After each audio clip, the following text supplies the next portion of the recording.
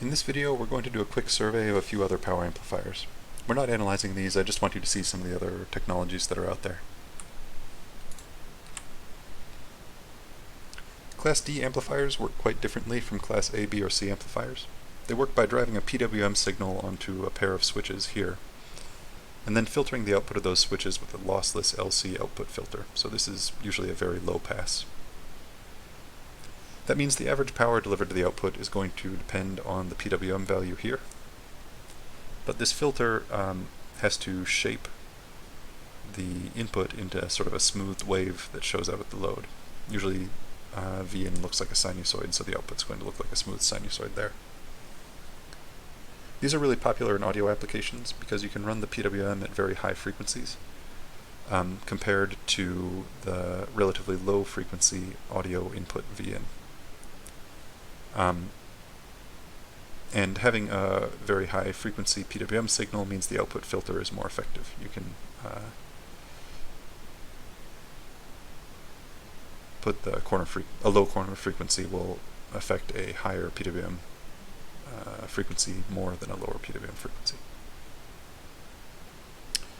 However, hardcore audiophiles are still skeptical of Class D amplifiers because they claim they can hear faint artifacts of the PWM modulation. This op-amp on the left is a clever way of making a PWM signal. By driving a triangle wave into one input of the op-amp and comparing it to our input, we wind up with a square wave here where the high values are proportional to the duration of the high values are proportional to the current value of Vn. And that's because changing the value of Vn will linearly vary where in this triangle wave the negative input of the op-amp crosses the positive one.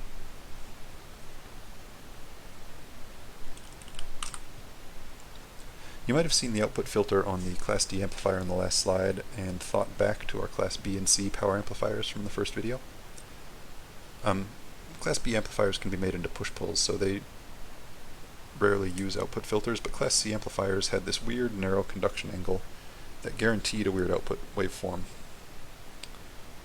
Using a resonant output filter can fix that, and that technique is the basis of Class C, E, and F amplifiers. The output filter turns a weird input wave into a sine wave at the Vn frequency. And because the filter is lossless, it's mostly an LC filter, it tends to have a high efficiency when it does so.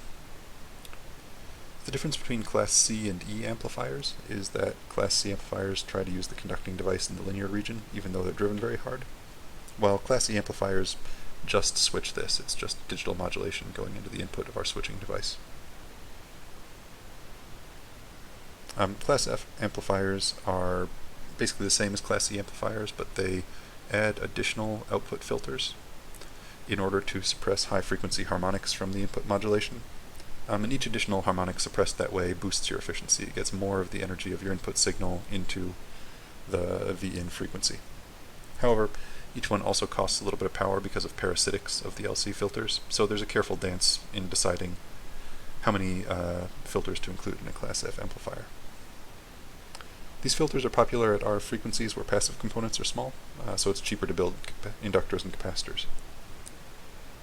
It's also worth noting that these amplifiers are very efficient, and using a technique called zero voltage switching, where the digital changes are carefully timed at crossings of our output signal, Class E and Class F amplifiers can get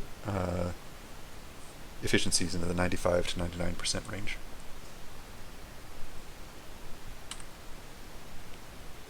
Finally, I have to mention one of my favorite curiosities from prehistoric times, the diamond buffer.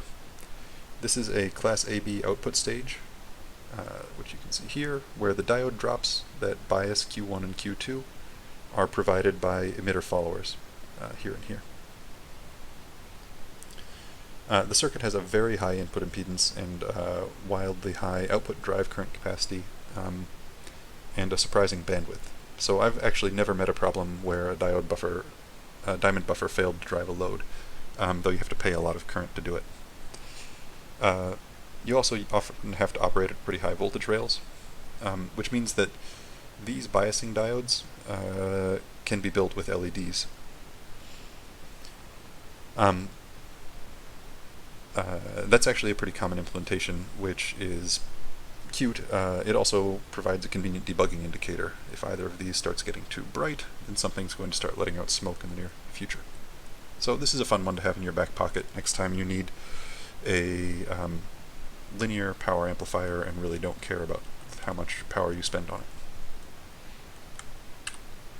So in summary, there are a lot of fun power amplifiers out in the world.